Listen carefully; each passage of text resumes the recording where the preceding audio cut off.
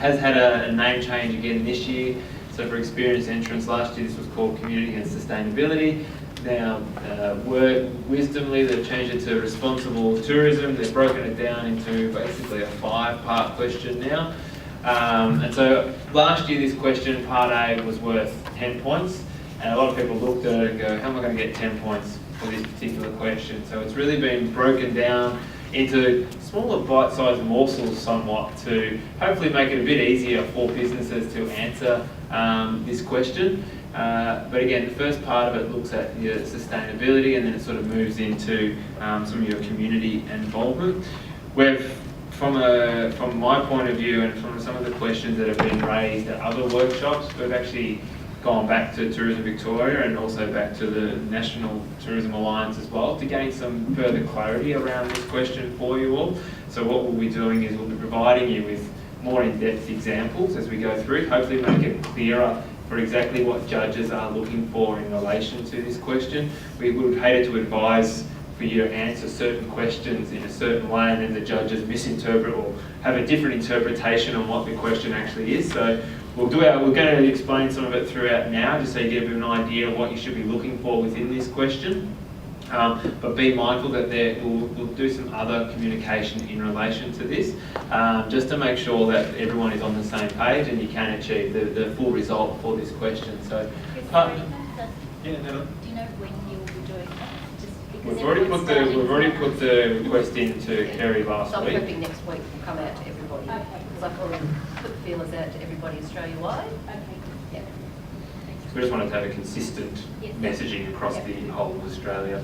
So part A, how do you save and monitor water, energy and reduce waste? So it's looking at those 3 principles: water, energy and reduce waste. Some businesses now will be sitting there scratching their head going, I have no idea how I monitor any of these things.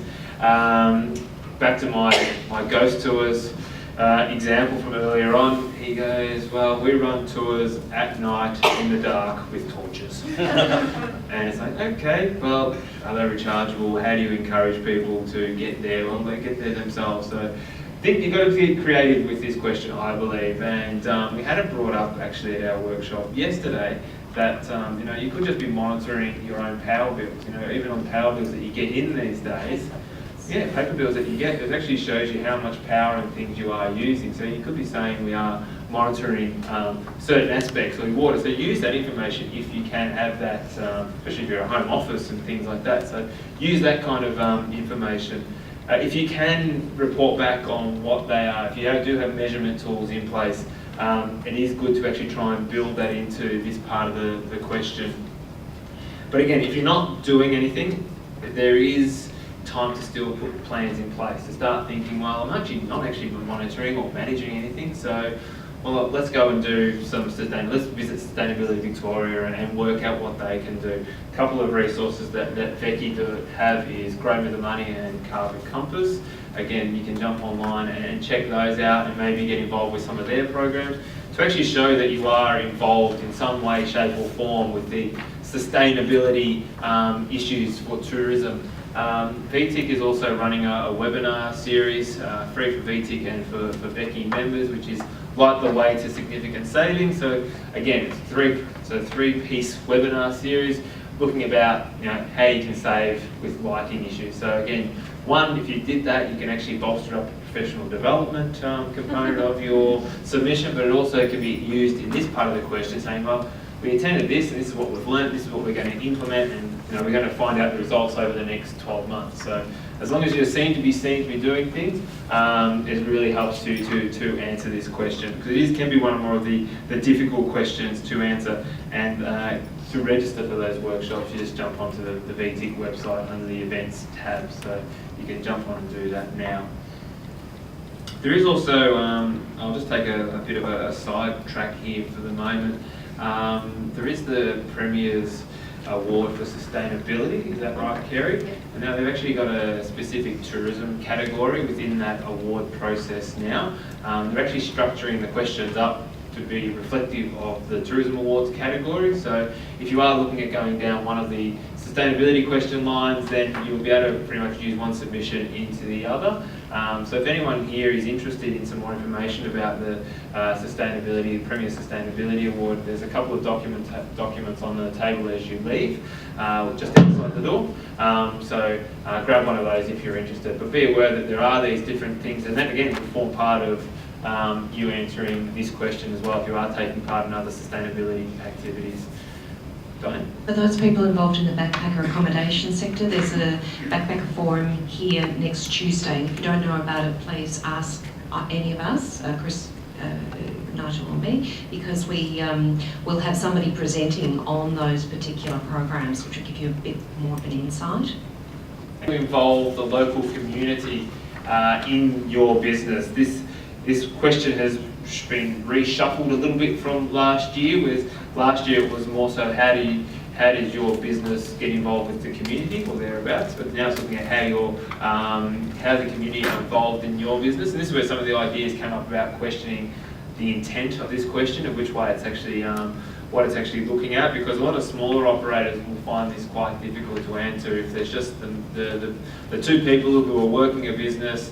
Now they might be heavily involved within the local community, but they're not necessarily, they don't employ people into their business. They don't have volunteers that come in. They don't offer anything back, from a business perspective to the community, but they volunteer for the CFA. So we're just trying to get some clarity around this question, just to make sure that everyone's understanding it correctly, and we'll have that information available to you.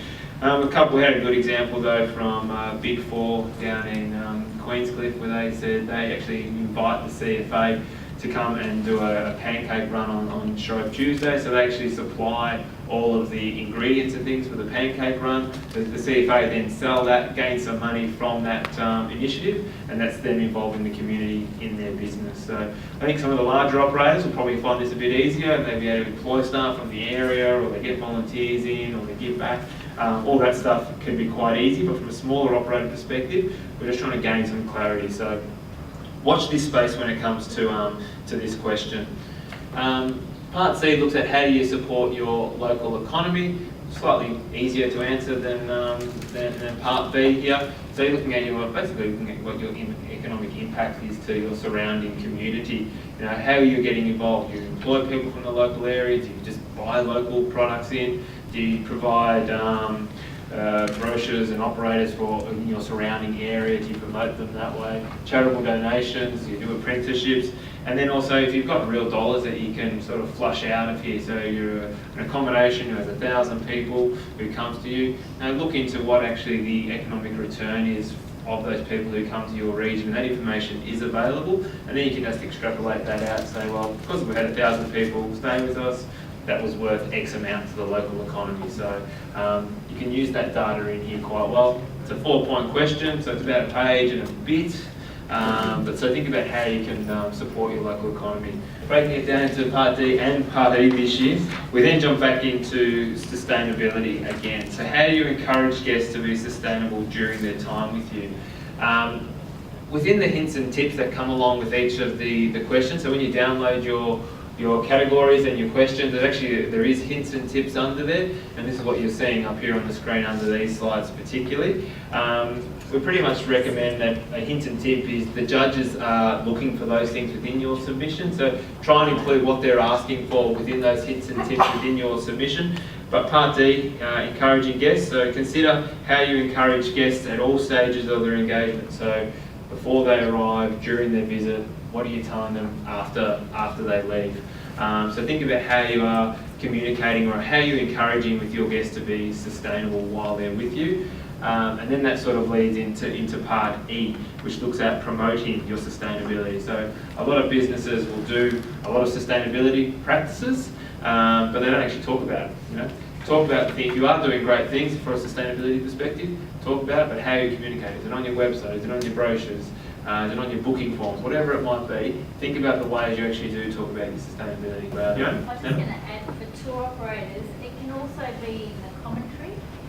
So all the buildings that you walk past, like if you walk past the CO2 building, you're talking about the sustainability of that, practices of that building. So it can be in the information you're giving as part of your experience as well.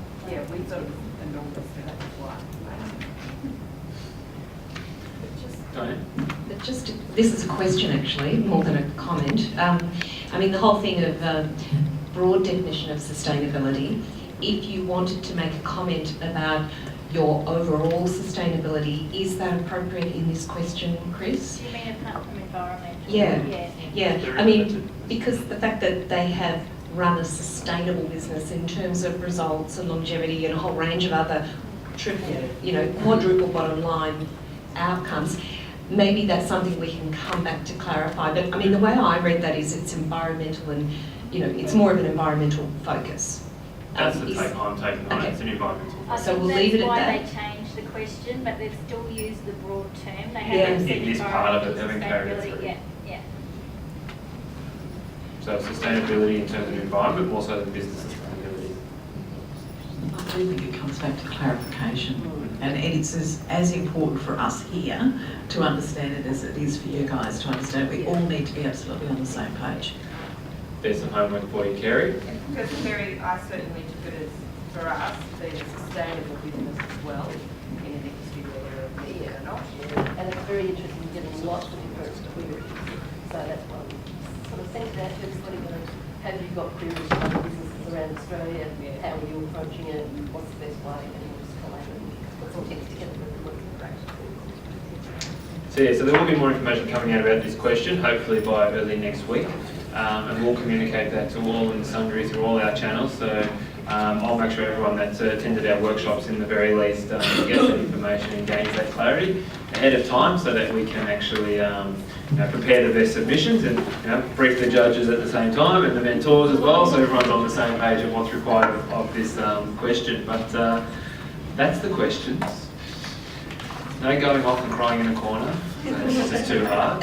Hopefully we've broken it down into bite-sized morsels for you. Hopefully we've shown you examples throughout the day that really highlight some key ways that you can answer these questions. And hopefully you've all taken away some bits of gold, I suppose, with you that you can implement into either writing your first submission or improving your second or third or fourth submission.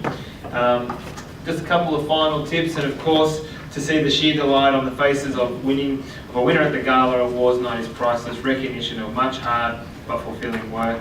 And final tip there as well, which we've already touched on, if you're lucky enough to win a Victorian Tourism Awards, why not make your submission fly at the national level? So why not craft it that way? So think that think about the person who's reading a submission, has no idea about it, and craft it in that way to begin with. But there is more assistance available, you're not alone. We're here to help you as much as you can, because we do want to see as many Victorian winners do really well. We want to see then those Victorian winners do really well at the national level, but also hope to improve your own businesses along the process. So, as mentioned, we're doing the project management. We're not doing the project management. We're doing the free mentoring program as a part of our work with Tourism Victoria. So, for experienced entrants within your kits, there is the mentor application form. Fill that out, get that back to me, and we can start assigning mentors ASAP. Project managers are available. I know Natalie and Denise are working really hard on that. There's actually a briefing after this meeting up on level 9 for anyone attending that meeting in the boardroom. For new entrants. For new entrants, At yep. 1:30, what room is it? Up in the boardroom on level 9, so it's the only room you'll have access to up there, so head along to that briefing. I think you guys know who's attending that anyway. Denise? I'd just like to mention Destination Melbourne, as of today, will start releasing videos of winners of last year's entrants from Melbourne. So we've gone into those businesses and highlighted those things that they've mentioned as part of their submission, and then provided a tip for anyone entering this year. So it's just another way of us helping to support people that are thinking of entering, and also highlighting those fantastic businesses that have won as well. So it's just a Melbourne initiative. Yep. Diane? Oh, look, I know you've already mentioned it, but and there are lots of services available, but I think it is really important to acknowledge that additional support that is available. In terms of on the website for the Victorian Tourism Awards, if you click on support, you will see 4 Keep going. I'm so sorry. Hang on, give me a right.